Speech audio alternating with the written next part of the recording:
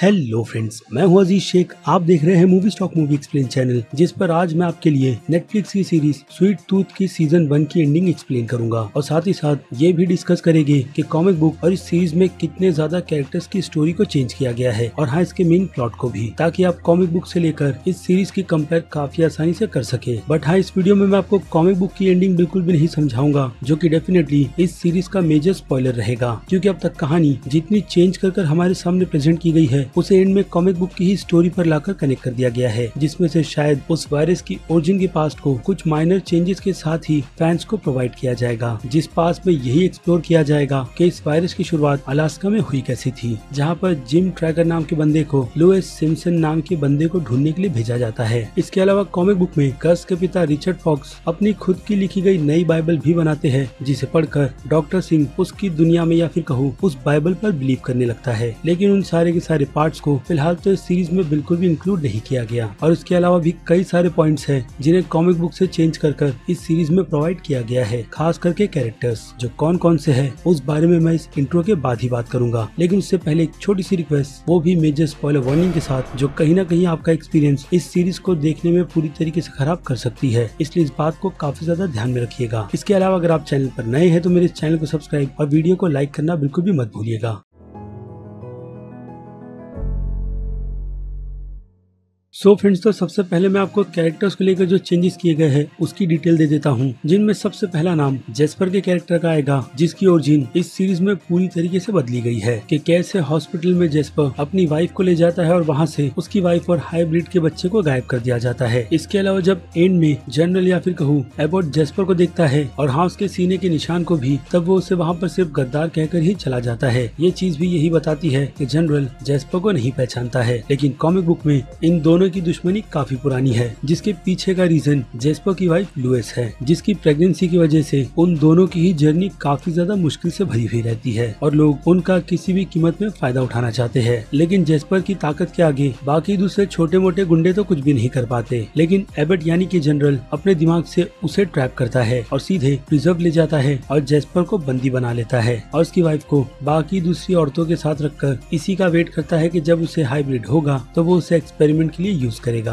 लेकिन उस प्रिज्म में जॉनी यानी कि जनरल का भाई जेस्पर के दर्द को देख नहीं पाता और कुछ महीनों बाद वो जेस्पर को खुला छोड़ देता है, जिसके बाद उसका सामना जनरल से होता है और उस केस में जेस्पर हार जाता है और जनरल उसे प्रिजर्व से निकालकर यही कहता है कि अगर वो उसे किसी हाइब्रिड को लाकर देगा तो वो बदले में उसकी वाइफ उसे वापस कर देगा। और रही बात उसके बच्चे की, तो वो डिलीवरी के टाइम पर ही मारा गया, जो कि एक हाइब्रिड था और ये बात सरासर झूठ होती है। लेकिन जेस्पर की वाइफ लुइस का मरना नहीं, जो बात जेस्पर को भी पता है। और फिर कॉमिक बुक में जेस्पर पूरे वॉल्यूम 1 में गर्ल्स को अपनी बातों से फंसाकर प्रिजर्व ले जाता है, जिस जगह पर कॉमिक बुक में उसे जाने से लुइस और बेकी भी रुकती है, जो दोनों ही कैरेक्टर फिलहाल तो हमें सीरीज में दिखाए नहीं गए और इन पर मैं बाद में बात करूंगा। फिलहाल तो आते हैं जेस्पर पर, जो गर्ल्स को जनरल के हवाले कर अपनी डील पूरी करता है और जनरल जेस्पर को उसकी वाइफ के कंकाल दे देता है, जिसे लेकर जेस्पर सीधे अपने उसी घर जाता है जहाँ पर उन दोनों ने साथ जीने मरने की कस्में खाई थी। और वहाँ से जेस्पर सीधे मार्केट चला जाता है, जो जगह कॉमिक बुक में सीरीज से काफी ज्यादा अलग है, क्योंकि मार्केट में लोग एक दूसरे को नोचते हैं, लेकिन सीरीज में वैसा बिल्कुल भी नहीं था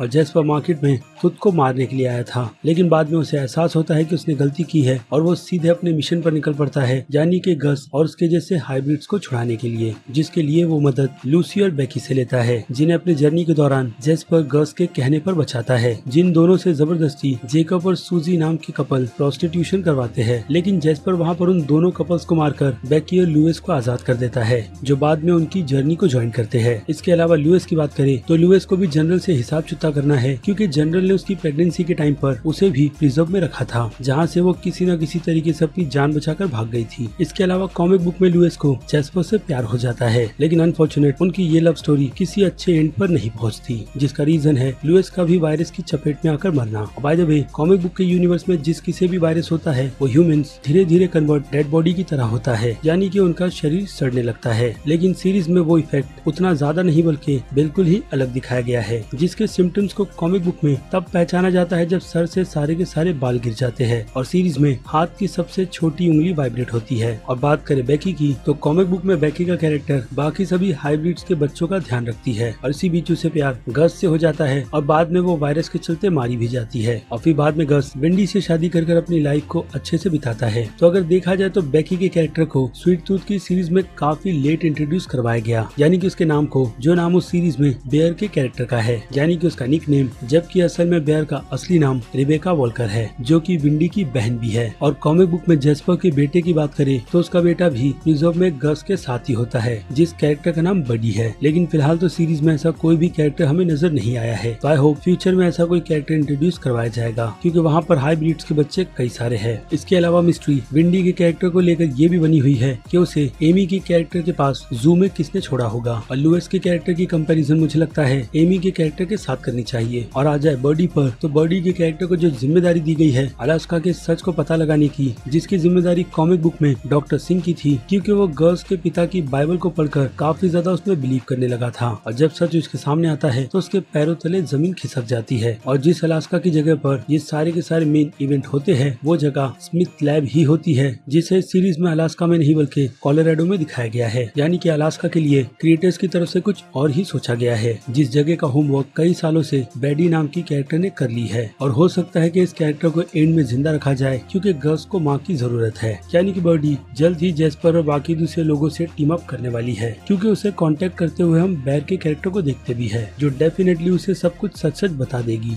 कि गर्ल जिंदा है और उसके घर पर आया था। और ऊपर से जिस तरीके से कॉमिक बुक को एंड किया गया था, यानी कि काफी लंबा टाइम जम लेकर, वो गलती फिलहाल तो मुझे लगता है कि इन क्रिएटर्स को जल्दी करनी चाहिए, क्योंकि सीरीज के राइटर जेफ लेमार की तरफ से मैं आपको बता चुका हूँ कि स्वीट टूथ की नई कॉमिक बुक को शुरू किया गया है। तो हो सकता है कि उस कॉमिक बुक की स्टोरी को भी इस सीरीज में इन्वॉल्व किया जाए और एक डिफरेंट ही एंडिंग हमारे सामने रखी जाए। लेकिन फिर भी पुरानी कॉमिक बुक की जो स्टोरी का एंड है वो काफी ज्यादा सेटिस्फाई है, यानी कि वो राज जिसकी वजह से अगेन ये क्वेश्चन बना हुआ है कि वायरस पहले आया था या फिर हाइब्रिड। लेकिन मुझे लगता है कि सीरीज में उसका जवाब अभी के लिए तो दिया गया है, जो कि मुझे लगता है कि पूरी तरीके से सच है। और इसके अलावा बाकी और दूसरे कैरेक्टर्स की बात करें तो जिमी जेकब का कैरेक्टर मुझे नहीं लगता है कि मरा हुआ होगा, क्योंकि उस कैरेक्टर का काम कॉमिक बुक में आगे काफी ज्यादा कमाल का है। इसके अलावा कॉमिक बुक में जिमी के पास एक हाइब्रिड क्रो बच्चा भी होता है, जो फिलहाल तो इस सीरीज में इन्वॉल्व नहीं है, लेकिन वो कैरेक्टर भी कॉमिक बुक में थोड़ा बहुत इम्पोर्टेंट तो है ही। और फिर हैग्रिड नाम के साइको को कौन भूल सकता है, जिसकी भूख सिर्फ औरतें ही है। और वो कैरेक्टर जंगल के बीच एक ऐसी डैम की जगह पर रहता है जो लोगों के रहने के लिए बिल्कुल परफेक्ट है। और ऐसी जगह हमने अगेन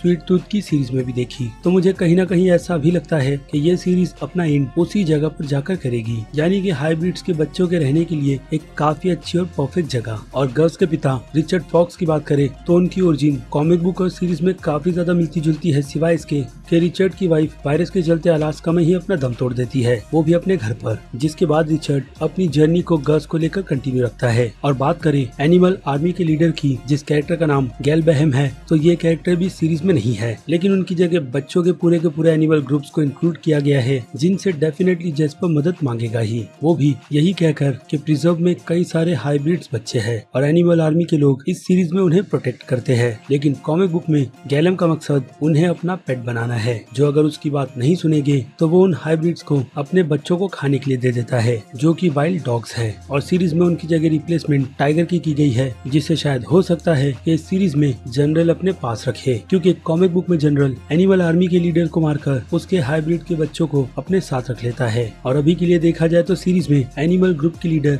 बेयर नहीं बल्कि टाइगर है, जिसके पास जाकर शायद बेयर फिर से लीडर का क्लेम करेगी और फिर से कमांड को अपने पास ले लेगी, ताकि वो जेकब के साथ मिलकर जनरल और उसके लोगों को मजा चखाए। इसके अलावा गर्ल्स की बात करें तो गर्ल्स लैब में जॉनी के कैरेक्टर को कन्विंस करेगा, जो बाद में वहाँ से उन सभी को भागने में मदद भी करेगा, वो भी टनल के रास्तों से, जहाँ से बच्चे निकल तो जाते हैं कॉमिक बुक में, लेकिन कुछ ही दूरी पर उन सभी को फिर से पकड़ लिया जाता है। तो आई होप ऐसा कुछ इस सीरीज में ना हो। इसके अलावा जनरल और उसके भाई जॉनी की जो बैक स्टोरी भी दिखाई गई है कॉमिक बुक में, वो भी बहुत ज्यादा इंटरेस्टिंग है, जिसे अभी के लिए तो इसके सीजन 1 में दिखाया नहीं गया, इसलिए उस स्टोरी पर भी मैं बात बिल्कुल भी नहीं करूंगा। लेकिन हाँ, आपको मैं ये डिटेल दे सकता हूँ कि जनरल अपनी ये पोजीशन अपने बॉस को मारने के बाद लेता है, जो प्रिजर्व या फिर कह लो उस टाइम के मिलिट्री कैंप में जॉनी को इंक्लूड नहीं करता। और जनरल ये सब कुछ सिर्फ और सिर्फ अपने भाई जॉनी के लिए करता है और बाद में वो इस मिलिट्री कैंप को रिजर्व में कन्वर्ट कर देता है। और बात रही जेस्पर और एमी की, तो उनका टीम अप ऑलरेडी हो गया है, बस उन्हें एक प्लान की जरूरत है जो डेफिनेटली जेकब के पास होगा ही, जिसके बारे में मैं आपको अभी बता चुका हूँ। और अब बात करें डॉक्टर सिंह की, तो डॉक्टर सिंह के जिस तरीके के कारनामे कॉमिक बुक में थे, यानी कि हाइब्रिड्स को मारकर उन पर एक्सपेरिमेंट करने का, वो सारे के सारे पाप इस सीरीज में डॉक्टर बेल को दे दिए गए हैं। लेकिन इस सीरीज के एंड में ना चाहते हुए भी डॉक्टर सिंह को एक हाइब्रिड को मारना पड़ता है, यानी कि हो सकता है कि वो आगे अपनी इस रिसर्च को ऐसे ही कंटिन्यू रखे ताकि वो एक क्योर ढूंढ ले इस वायरस के अगेंस्ट। लेकिन कहीं ना कहीं उस लैब में डॉक्टर सिंह का कनेक्शन गस से हो जाता है, क्योंकि वो नोटिस करते हैं कि गस की उम्र बाकी दूसरे हाइब्रिड से काफी ज्यादा है और इसके अलावा गस के पेट पर बेली बटन भी नहीं है, जिससे उन्हें ये बात भी पता चल जाती है कि गस नॉर्मल बर्थ से पैदा नहीं हुआ बल्कि किसी लैब का एक्सपेरिमेंट है। लेकिन इस सीरीज में उस बात को बिल्कुल भी सस्पेंस ना रखते हुए ये डिटेल इसके पहले ही सीजन में रिवील कर दी गई है, जो मुझे लगता है कि इसके सीजन 2 का काफी मेजर सस्पेंस होगा। यानी कि सीजन 2 के लिए अगेन मैं कहूंगा क्रिएटर्स के पास कई सारे आइडियाज हैं और हो सकता है कि सीजन 2 पूरी तरीके से फोकस उसी एक्स के प्लान पर करे कि कैसे प्रिजर्व से गस और उसके जैसे हाइब्रिड्स बच्चों को छुड़ाया जा सकता है। इसके अलावा डॉक्टर सिंह की ओरिजिन की भी बात करें तो कॉमिक बुक में डॉक्टर सिंह की फैमिली वायरस के चलते मारी जाती है, जिसके बाद डॉक्टर सिंह भी डिसाइड करते हैं कि वो खुद को मार लेंगे, लेकिन बाद में वो यही सोचते हैं कि मरने से पहले वो एक अच्छा काम कर जाए, यानी कि इंसानियत को बचाने की जिम्मेदारी यहाँ पर डॉक्टर सिंह लेते हैं उन्हीं हाइब्रिड्स बच्चों पर एक्सपेरिमेंट कर। लेकिन अब भी उनके पास प्रॉपर क्योर नहीं होता, जिसका इलाज तो उन्हें कॉमिक बुक में नहीं मिलता है, बट सीरीज में कुछ अलग हो सकता है। इसके अलावा सीरीज में हम गर्ल्स के इस सीन में ये भी नोटिस करते हैं कि उसके बैकग्राउंड में लास्ट मैन के मेंबर को डिस्ट्रैक्ट करने के लिए एक काफी बड़ा डियर बग आता है, और जब कॉमिक बुक में ऐसा हुआ था तो उन शिकारियों ने उस बड़े से डियर बग को मार दिया था। लेकिन यहाँ पर इस सीन को दिखाने का मतलब अगेन इसके पास से ही कनेक्ट करने का है, यानी कि अलास्का का पास। वेल, तो ये थी वो सारी की सारी कॉमिक बुक की डिटेल, जिसमें से कई सारी कैरेक्टर्स की स्टोरी को इस सीरीज में डाला नहीं गया। उसके अलावा एंड में जो कुछ भी हुआ उसकी भी डिटेल में आपको इस वीडियो में एक्सप्लेन कर चुका हूँ, जिससे अब आपको आइडिया तो हो गया होगा कि सीजन 2 की शुरुआत किस तरीके से की जाएगी और कैसे गस और उसके जैसे हाइब्रिड्स बच्चों को वहाँ से निकाला जाएगा। बाकी अब आपकी राय क्या है इस एंडिंग एक्सप्लेन को लेकर, उस बारे में मुझे कमेंट कर जरूर बताइएगा। और उसी के साथ साथ अगर आपको मेरी ये मेहनत जरा सी भी पसंद आई है तो मेरे इस वीडियो को लाइक करना बिल्कुल भी मत भूलिएगा, ताकि मुझे मोटिवेशन मिलती रहे इस टाइप के कंटेंट को अपने चैनल पर कंटिन्यू रखने की। और अब चलिए खत्म करते हैं वीडियो को यहीं पर। मैं हूँ अजीज शेख, आप देख रहे थे movie stock movie explain channel, जिसे अगर आपने अभी तक सब्सक्राइब नहीं किया है तो सब्सक्राइब कर लीजिए और बगल में बने हुए इस बेल आइकन के साथ साथ नोटिफिकेशन को भी ऑल पर क्लिक कर दीजिएगा। बाकी मैं मिलूंगा जल्दी आपसे दूसरी किसी वीडियो में किसी और फिल्म या फिर किसी और सीरीज के टॉपिक पर बात करते हुए। तब तक के लिए आप मेरे चैनल के बाकी दूसरे वीडियोस को एंजॉय कीजिए और टिल देन बाय।